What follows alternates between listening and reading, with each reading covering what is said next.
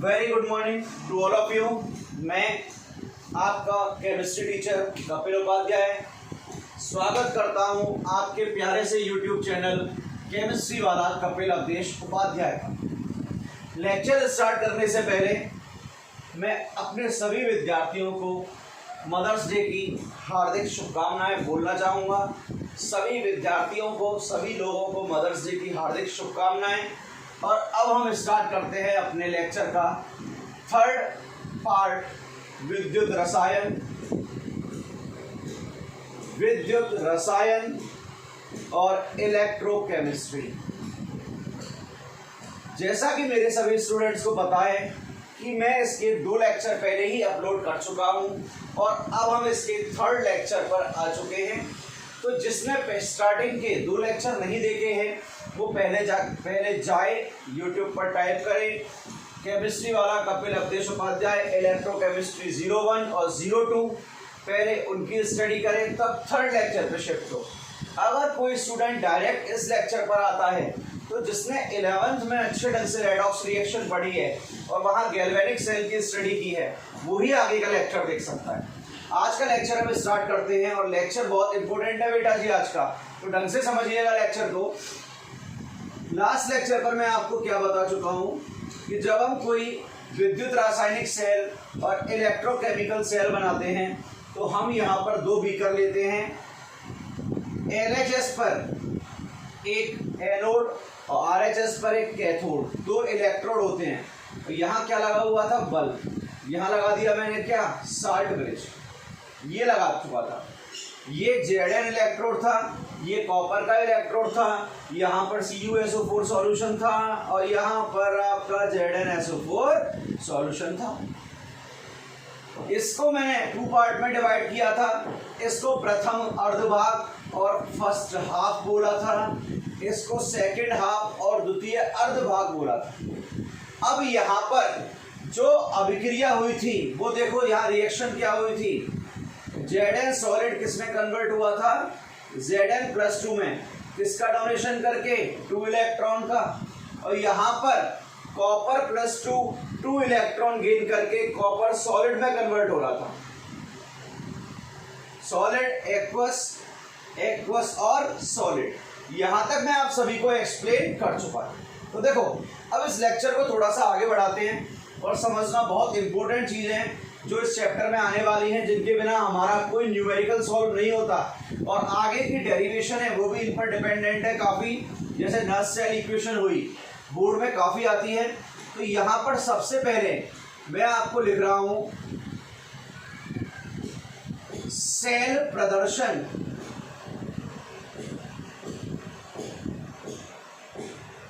Cell सूत्र,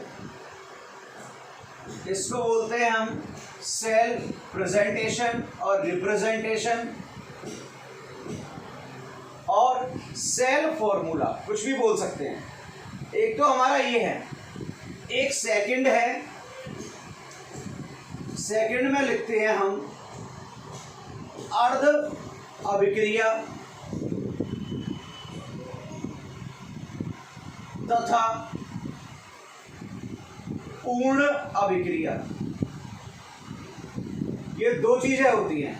मतलब एक तो हम लिखेंगे यहाँ पर हाफ सेल रिएक्शन और एक लिखेंगे हम यहाँ पर क्या? Complete cell reaction. 2 चीजें हैं जिनकी हम स्टडी करेंगे। तो सबसे पहले देखो इसको स्टडी करते हैं। हाफ सेल रिएक्शन कैसे लिखते हैं? तो सबसे पहले यहाँ पर मैं लिख रहा हूँ फर्स्ट हाफ सेल रिएक्शन। बहुत इजी है। प्रथम अर्ध अभिक्रिया। क्या लिख रहा हूं? प्रथम अर्ध अभिक्रिया। इसका मतलब क्या है समझना। फर्स्ट हाफ कौन सा था? Zn इलेक्ट्रोड वाला। और सेकंड हाफ कौन सा था? कॉपर इलेक्ट्रोड वाला। तो Zn जो है सॉलिड वो किसमें कन्वर्ट हुआ था? Zn+2 एक्वस में कितने इलेक्ट्रॉन डोनेट करके? 2 इलेक्ट्रॉन डोनेट करके कर दिया। यहाँ देखें फर्स्ट हाफ मतलब प्रथम अर्ध में जो अभिक्रिया हुई है मैंने उस अभिक्रिया को ब्लैक बोर्ड पर लिख दिया। सेकंड लिख रहा हूं मैं किसको, सेकंड हाफ सेल रिएक्शन मतलब द्वितीय अर्ध अभिक्रिया। यहां लिखने जा रहा हूं सेकंड हाफ सेल रिएक्शन। तो सेकंड हाफ सेल रिएक्शन किस पे होगी, कॉपर में। तो वहां क्या था, कॉपर +2 एक्वस, यही था। कितने इलेक्ट्रॉन गेन किए थे, 2 इलेक्ट्रॉन, और किस में कन्वर्ट हो गया था, कॉपर सॉलिड में। तो देखो ये हम लास्ट लेक्चर से पढ़ के आ चुके हैं, फर्स्ट लेक्चर में बता चुका हूं। फर्स्ट हाफ पे ये रिएक्शन हुई और सेकंड हाफ पर ये हुई। तो हाफ सेल रिएक्शन अर्ध अभिक्रिया ये पार्ट तो पूरा हुआ। अब मुझे इसकी कंप्लीट सेल रिएक्शन लिखनी है, तो उसे मैं यहां लिख दे रहा हूं। कंप्लीट के लिए क्या करो, दोनों रिएक्शन को कंबाइन कर दो। क्या बोला मैंने, कंप्लीट के लिए दोनों रिएक्शन को कंबाइन कर दो, मतलब LHS और LHS को ऐड कर दो और RHS और RHS को ऐड कर दो। मतलब उल्टे हाथ वाले को जोड़ो और सीधे हाथ वाले को जोड़ो, दोनों को ऐड करो। लेफ्ट हैंड साइड पे क्या है, Zn सॉलिड प्लस क्या है आपका, कॉपर +2 एक्वस, ये हो गया। ये किसमें कन्वर्ट हुआ है आपका, देखना साथ में क्या है, +2 इलेक्ट्रॉन। ये किसमें कन्वर्ट हो रहा है, कॉपर, इधर देखना, Zn+2 solid plus aqueous, copper solid +2 electron. देखो बेटा जी, LHS को मैंने कंबाइन कर दिया और RHS को कंबाइन कर दिया। अब कंबाइन करने के बाद क्या होगा, जो इक्वल पार्ट है उन्हें एलिमिनेट कर दो। एलिमिनेट कर दिया तो यहां से Zn solid plus copper +2 aqueous किसमें कन्वर्ट हो रहा है, Zn+2 कॉपर, ये सॉलिड हो गया और ये एक्वस हो गया। इसको कहते हैं कंप्लीट सेल रिएक्शन, जो कि न्यूमेरिकल में काम आने वाली है। इसको रट लेना भाई, इसके ऊपर लिख लो MTR, मुझे तो रटी लो। इसको आपको प्रॉपर क्रैम करना है तभी काम चलेगा, बिना क्रैम किए हुए इसका काम नहीं चलेगा, रटना पड़ेगा इसको आपको। तो देखो फर्स्ट हाफ लिखी, सेकेंड हाफ लिखी, दोनों को कंबाइन कर दिया। ये आपकी फर्स्ट आपकी क्या आ गई, पूर्ण अभिक्रिया, कंप्लीट सेल रिएक्शन। इसके ऊपर बेटा मैंने लिख दिया MTR, मुझे तो रट ही लो, इसको रट ही देना है आपको। अब चलते हैं आगे किस पर, सेल प्रेजेंटेशन और सेल फॉर्मूला, मतलब सेल प्रदर्शन और सेल सूत्र। तो देखो सबसे पहले सोचना सेल में क्या था, एक आपका लवण सेतु, एक साल्ट ब्रिज था। साल्ट ब्रिज के लिए मैंने ये सिंबल यूज किया है। ये सिंबल होता है आपका किसका, लवण सेतु मतलब साल्ट ब्रिज का। ये इसका LHS वाला पार्ट है, ये इसका RHS वाला पार्ट है। तो LHS पर देखना क्या हुआ था, Zn सॉलिड किसमें कन्वर्ट हुआ है, Zn+2 एक्वस में लिख दिया। Zn से किसमें कन्वर्ट हो रहा है, Zn+2 में। और कॉपर +2 किसमें कन्वर्ट हुआ, कॉपर में। Zn किसमें कन्वर्ट हो रहा है, Zn+2 में, और कॉपर +2 किसमें कन्वर्ट हो रहा है, कॉपर में। ये किसके लिए यूज होता है आपको पता है, ये यूज होता है आपके किसके लिए, एनोड के लिए। ये क्या है, एनोड। तो ये क्या हो गया बेटा जी आपका, कैथोड। ये एनोड हुआ और ये क्या हो गया, कैथोड। तो यहां पर मैंने आपको सेल प्रदर्शन, सेल प्रेजेंटेशन बता दिया, half cell reaction and complete cell reaction बता दी, जो बोर्ड के पॉइंट ऑफ व्यू से बहुत इंपॉर्टेंट पार्ट होता है। तो देखो मैंने आपको सेल का कंसेप्ट, कंस्ट्रक्शन बता दिया, इलेक्ट्रोड पोटेंशियल, विद्युत विभव बता दिया, मैंने आपको सेल को प्रदर्शित करने का तरीका बता दिया, half cell reaction, complete reaction लिखना भी बता दिया। अब चलते हैं हम यहां पर, आपसे एक चीज बोर्ड में बहुत पूछी जाती है, नर्स सेल इक्वेशन की डेरिवेशन मतलब गणना। तो देखो हम इसको बिल्कुल अलग तरीके से करेंगे। कैसे,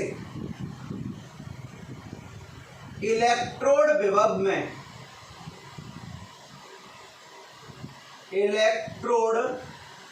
विभव में सांद्रता तथा ताप के साथ परिवर्तन, ये हमें पढ़ना है। हेडिंग है variation in electrode potential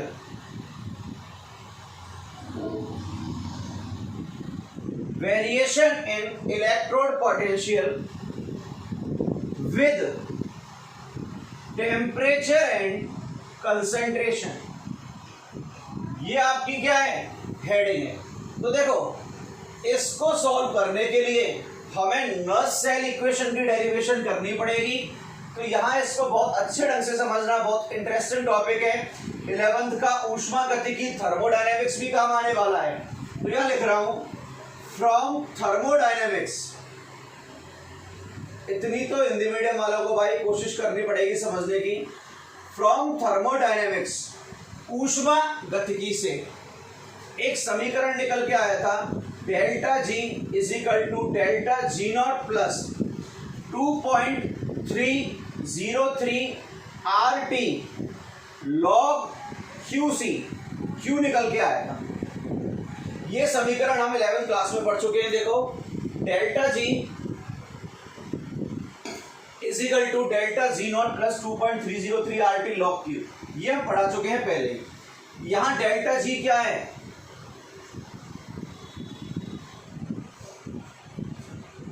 Gibbs free energy change, मतलब गिब्स मुक्त ऊर्जा परिवर्तन। ये मैं आपको पहले बता चुका हूं 11th क्लास में। सेकंड है डेल्टा जी नॉट। डेल्टा का नॉट का मतलब क्या होता है, स्टैंडर्ड, मतलब मानक। तो ये क्या हो गया, standard Gibbs free energy change. और यहां लिख दूं तो मानक गिब्स ऊर्जा परिवर्तन, ये हो गया। अब इधर देखो, आर क्या है, सार्वत्रिक गैस नियतांक, यूनिवर्सल गैस कांस्टेंट। टी क्या हो गया, टेम्परेचर। और क्यू क्या होता है, अभिक्रिया लब्धि, रिएक्शन क्वोशेंट। इसको हम बोलते हैं अभिक्रिया लब्धि। और इसको पढ़ के आए हो आप किसमें, केमिकल इक्विलिब्रियम में, रासायनिक साम्य के अंदर, कि क्यू कैसे निकालते हो, उत्पाद की सांद्रता बटे क्रियाकारक की सांद्रता, concentration of product upon concentration of reactant. ये क्या होता था आपका क्यू। सारे पैरामीटर बता दिए। डेल्टा जी क्या है, गिब्स मुक्त ऊर्जा परिवर्तन। डेल्टा जी नॉट क्या है, standard Gibbs free energy change. R universal gas constant. और क्यू क्या है आपका, रिएक्शन क्वोशेंट। सारे पैरामीटर बता चुका हूं। हेडिंग देख लेना, फटाफट नोट कर लो मैं क्या करा रहा हूं, क्योंकि डेरिवेशन बहुत शानदार है। 12th फिजिकल केमिस्ट्री की सबसे शानदार डेरिवेशन है ये आपकी। तो आराम से समझेंगे, कोई जल्दबाजी नहीं है। यहां तक आप नोट कर चुके हो। तो मैं इक्वेशन को एक बार फिर आपके सामने प्रस्तुत करने जा रहा हूं। तो ये है बेटा आपकी equation, delta G is equal to delta G naught plus 2.303 RT log of Q, यही है। अब यहाँ एक बात करते हैं हम, एट इक्विलिब्रियम पॉइंट, मतलब साम्यावस्था बिंदु की बात करते हैं। देखो यहाँ पर साम्यावस्था बिंदु पर आप सबको पता है, साम्यावस्था बिंदु पर क्या होता है, गिब्स फ्री एनर्जी, गिब्स मुक्त ऊर्जा क्या हो जाती है, 0। और जो Q है वो इक्वल हो जाता है K के। अभिक्रिया लब्धि जो होती है वो साम्यावस्था स्थिरांक क्या हो जाती है, समानुपाती। ये क्या है, सॉरी क्या हो जाती है, बराबर। ये क्या है, साम्यावस्था स्थिरांक और इक्विलिब्रियम कांस्टेंट, जिसे हम इंग्लिश में क्या बोलते हैं, इक्विलिब्रियम कांस्टेंट। और इसको कैसे निकालते हैं? Concentration of product upon concentration of reactant, मतलब उत्पाद की सांद्रता बटे क्रियाकारक की सांद्रता, यही होता है। देखो यहां से मैंने कंडीशन आपको बता दी तो समझ में आ जानी चाहिए कि डेल्टा जी नॉट किसके इक्वल आ सकता है, यहाँ पर -2.303 किसके इक्वल आ सकता है? Delta G naught is equal to, इसकी वैल्यू 0 रख दो तो ये इधर आ गया -2.303 RT log, क्यू की जगह क्या रख सकते हैं हम? की। ये आपका आ चुका। अब देखो बात करें, अगर मैं बोलूं आपके पास 50 किलो जूल एनर्जी है, जिसमें से आपकी 30 किलो जूल एनर्जी क्या है? खर्च हो चुकी है। इसका मतलब क्या है? आप 30 किलो जूल एनर्जी का क्या कर चुके हो? किसी कार्य में प्रयोग कर चुके हो, किसी वर्क में यूज कर चुके हो। भाई एनर्जी है तो वो वर्क में कन्वर्ट होगी। तो पहले वैल्यू कितनी थी? 50 किलो जूल, कितनी कन्वर्ट हो गई? 30, रह कितनी गई? 20। मतलब ऊर्जा में जब कमी हो रही है तब आप कार्य कर रहे हो या नहीं कर रहे हो? बिल्कुल कर रहे हो। और यहां पर मैं ये बोलूं कि गिब्स मुक्त ऊर्जा क्या होता है? ऐसी ऊर्जा जिसका प्रयोग उपयोगी कार्यों में किया गया हो। भाई अगर मैं पूछूं कि गिब्स मुक्त ऊर्जा क्या है तो आप क्या बोलते हो? वह अधिकतम ऊर्जा जिसका प्रयोग किसमें किया जावे? उपयोगी कार्यों में किया जावे। मैक्सिमम, अधिकतम एनर्जी, ऊर्जा यूज्ड, उपयोग की गई। Maximum energy used in useful work, उपयोगी कार्य में।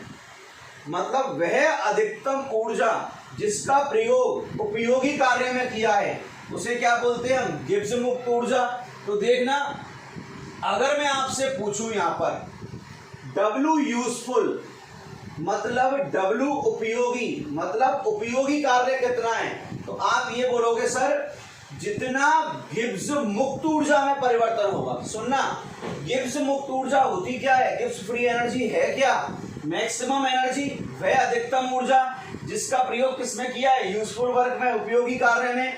तो भाई अगर मैं पूछूं W यूजफुल कितना आना चाहिए, तो आप ये बोलोगे सर जितना गिब्स मुक्त ऊर्जा में परिवर्तन होगा या जितनी गिब्स मुक्त ऊर्जा में कमी होगी वही तो W यूजफुल आएगा। तो यहां लिख रहा हूं मैं is equal to decrease in Gibbs free energy, मतलब गिब्स मुक्त ऊर्जा गी मु में कमी, जितनी इसमें कमी होगी उतना ही क्या होगा आपका? उपयोगी कार्य। अब एक चीज देखो, कमी है यहां W यूज, यहां लिख देते हैं W यूजफुल, कमी आ रही है, कमी के लिए माइनस आता है और यहां क्या लगा दिया मैंने? Delta G. यहां तक देख लो, कमी डिक्रीमेंट के लिए माइनस और मुक्त ऊर्जा परिवर्तन के लिए क्या लगा दिया मैंने? Delta G. अब मैं ये पूछूं आप विद्युत कार्य की मतलब इलेक्ट्रिकल वर्क की कैलकुलेशन कैसे करते हो, तो यहां लिख रहा हूं, आप सबको पता है WE ये है इलेक्ट्रिकल वर्क, विद्युत कार्य, जिसे आप इलेक्ट्रोस्टैटिक्स में पढ़ोगे।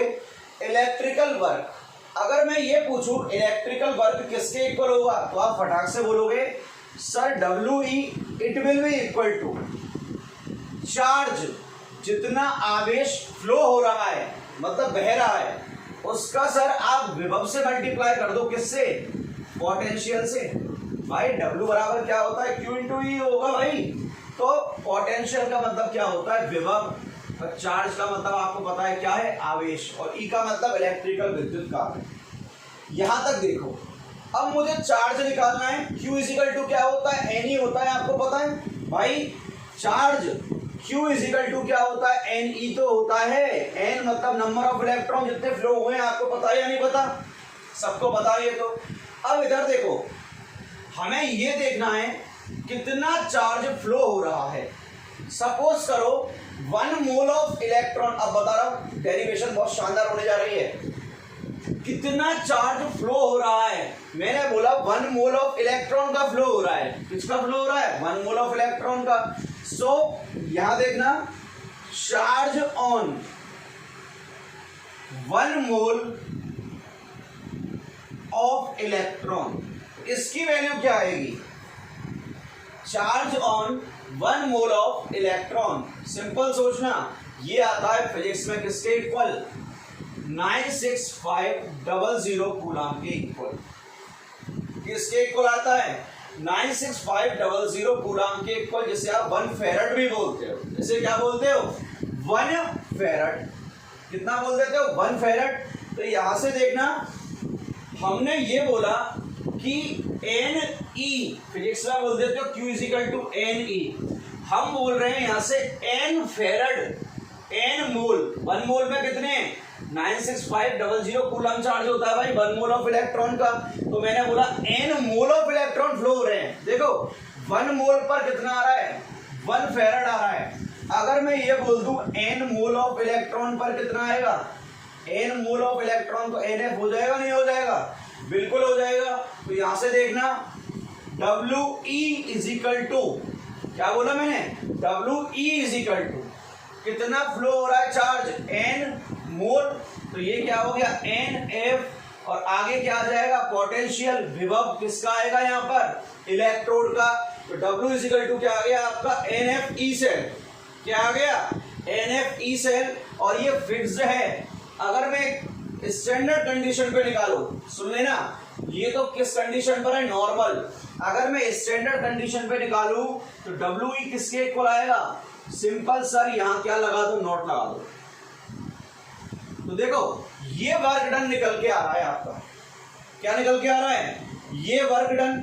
अब ये वर्क डन किसके इक्वल है? माइनस डेल्टा जी के इक्वल। तो यहां देखना, ये पार्ट तो इजी था, पहले बोल दूं, ये पार्ट तो आपका इजी था। टिपिकल पार्ट उधर है, जिसे दोबारा समझाऊंगा।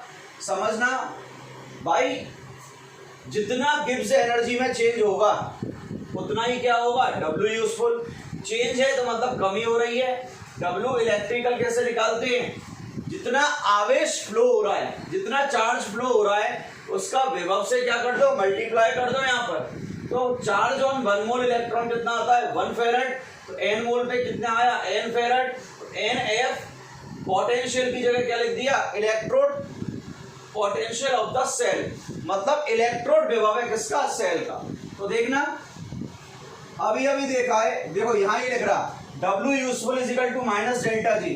तो यहां से डेल्टा जी इजिकल टू क्या हो गया? WE कितना आया है? NFE सेल, और आगे क्या लगा देते हैं? माइनस। अगर ये डेल्टा जी नॉट होता तो माइनस NFE नॉट सेल हो जाता। ये दोनों आपको पता है। अब आपकी थर्मोडायनेमिक्स से इक्वेशन क्या आई थी? Delta G is equal to delta G naught plus 2.303 RT। Log क्या हो गया था आपका? K हो गया था? नहीं हो गया था, क्योंकि सॉरी यहां क्या था? Q ही था। ये बना दिया। अब डेल्टा जी की जगह क्या पुट कर दो आप उठा के? Minus NFE cell is equal to delta G naught की जगह NFE naught cell plus 2.303 RT। Log क्या हो गया आपका? Q हो गया। अब इधर देखना, मुझे NF को एलिमिनेट करना है, तो कंप्लीट इक्वेशन को NF से डिवाइड कर दो। E cell upon NF, NF to NF क्या हो जाएगा? Cancel out. इसको भी NF से डिवाइड किया तो ये भी कैंसिल आउट। तो minus E cell is equal to minus E naught cell plus 2.303 RT upon NF log of Q। ये हो गया। अब कंप्लीट, ये माइनस है, ये माइनस है, कंप्लीट इक्वेशन को माइनस से मल्टीप्लाई कर दो तो ये क्या हो जाएगा? E cell is equal to E naught cell minus 2.303 RT upon NF log of Q। ये आ गई आपके सामने इक्वेशन। Q की वैल्यू को किसके इक्वल रख देना? K के, जब इक्विलिब्रियम पॉइंट होगा आपका। यहां तक सबको समझ में आ चुका होगा। अब देखो, इसको और इजी कर देते हैं हम कि कॉम्पिटिटिव जो स्टूडेंट्स है ना, वो इसमें ध्यान रखें। E सेल इजिकल टू क्या हो गया? E नॉट सेल माइनस, अगर मैं R की वैल्यू रख दूं कितनी? 8.314 रख दिया। टेम्परेचर रख दूं 298 केल्विन, और F यहां मैं रख दूं कितना 96500 कूलम। इन सबको सॉल्व करने पर इस पूरे की वैल्यू किसकी, इस पूरे की वैल्यू जो आती है वो है 0.0591 ओवर n log Q का मतलब क्या होता है, कंसंट्रेशन ऑफ प्रोडक्ट उत्पाद की सांद्रता अपॉन कंसंट्रेशन ऑफ रिएक्टेंट क्रियाकारक की सांद्रता। ये आपके सामने फॉर्मूला आ चुका है, आ गया।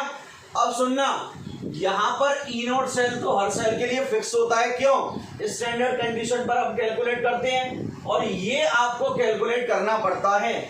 यहां पर एन जो है वो है नंबर ऑफ ट्रांसफर्ड इलेक्ट्रॉन, जितने इलेक्ट्रॉन का स्थानांतरण हुआ है एनोड से कैथोड में, वो है एन।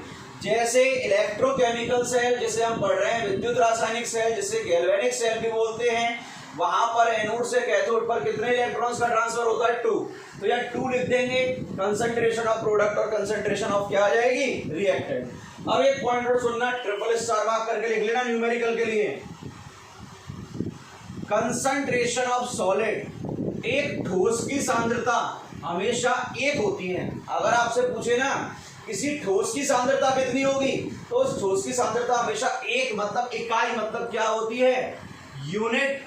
आपके सामने ये नर्स सेल इक्वेशन आ चुकी है, इसको नर्स सेल समीकरण भी कहा जाता है। लिख रहा हूं अभी, इसको कहते हैं नर्स सेल इक्वेशन या नर्स सेल समीकरण। बहुत ज्यादा इंपॉर्टेंट है क्लास 12 बोर्ड के लिए। तो अब इधर देखो, अब मैं इसको कन्वर्ट करना चाह रहा हूं किसमें, कंप्लीट सेल के लिए। कंप्लीट सेल क्या आई थी, Zn solid plus Cu+2 aqueous, ये पूर्ण अभिक्रिया आई थी, उसे लिखो पहले Zn+2 aqueous plus copper solid, ये आपकी आ चुकी थी। तो देखना ई सेल बराबर क्या आया है आपका, ई नोट सेल लिख दिया माइनस 0.059 अपॉन एन की वैल्यू 2 पुट कर दो करना चाहो तो, लॉग कंसंट्रेशन ऑफ प्रोडक्ट।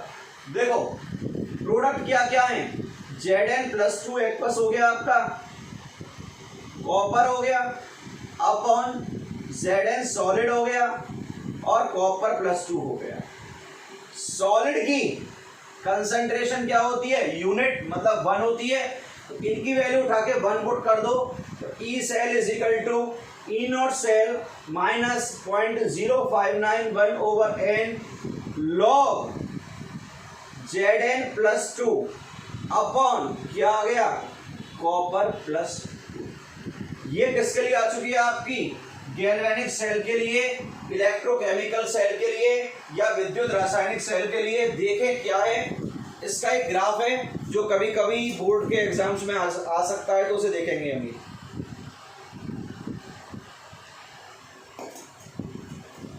ये आपकी कंप्लीट डेरिवेशन हुई नर्स सेल की।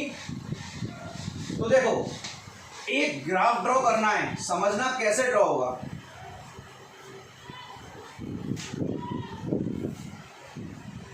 ग्राफ ड्रॉ करना है किसमें, ई सेल में, और लॉग प्रोडक्ट अपॉन किसमें, रिएक्टेंट में।